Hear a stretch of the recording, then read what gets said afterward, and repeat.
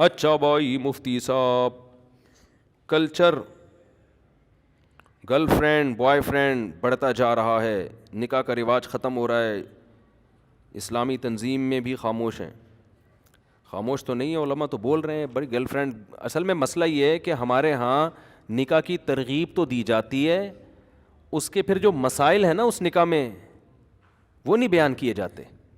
وہ اتنا مشکل کر کے بیان کر دیا جاتا ہے کہ وہ کہتے ہیں اس ترغیب کا فائدہ کیا. مثال کے طور پر لڑکا لڑکی گرل فرینڈ بوائے فرینڈ بنے ہوئے کالج میں، ہم کہتے ہیں نکاح کر لو.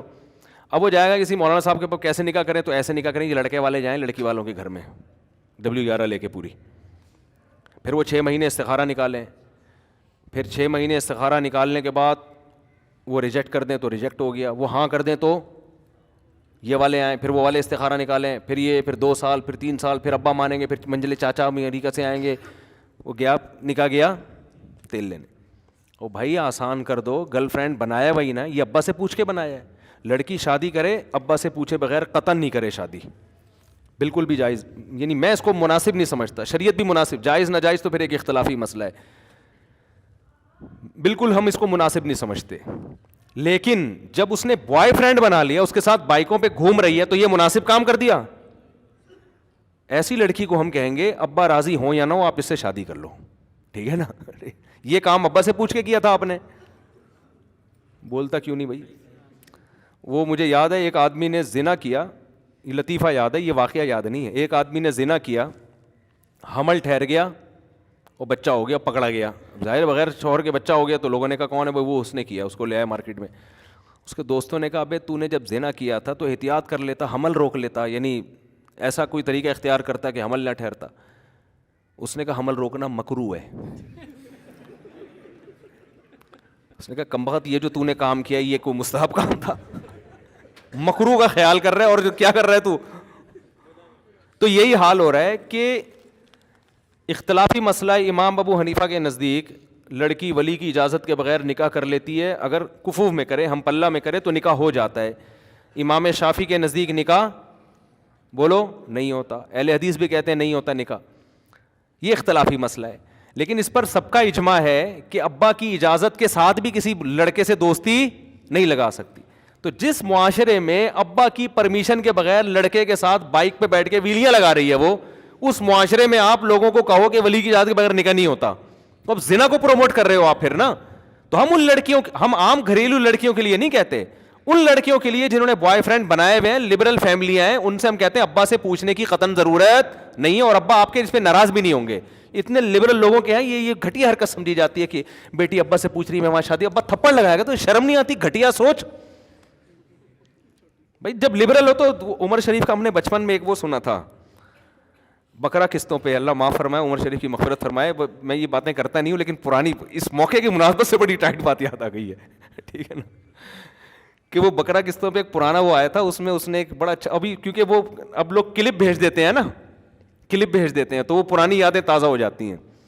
تو کہیں ڈیفینس میں جا کے کسی خاتون کو چھیڑ دیا اس نے، وہ خاتون غیرت میں آ گئی، اس کے ابا آ گئے ہوں گے. تو اس نے کہا جب تمہیں چھیڑنے پہ تکلیف ہوتی ہے، اتنی تمہاری گھٹیا سوچ ہے، تو ڈیفینس میں رہتے کیوں ہو تم؟ ڈیفینس والوں سے معذرت، مجھے پتا ہے ڈیفینس والے ایسے نہیں ہیں، لیکن اس کو چٹکلا ہی سمجھیں، ٹھیک ہے نا. تو جب تم وہاں رہتے ہو اتنے پوش ایریا میں اور اتنے لبرل قسم کے لوگ ہو، تو اس میں چھیڑنے پر اتنی تکلیف یہ غریبوں کو ہوتی ہے. اس کی بیٹی چھیڑ دی اس نے غیرت میں، جناب وہ کوٹ دیا پکڑ کے اس کو. جب اتنے لبرل اتنے تو پھر چھیڑ دیا تو تم بھی آگے چھیڑ لو، اتنا یہی ہوتا ہے بس، ٹھیک ہے نا.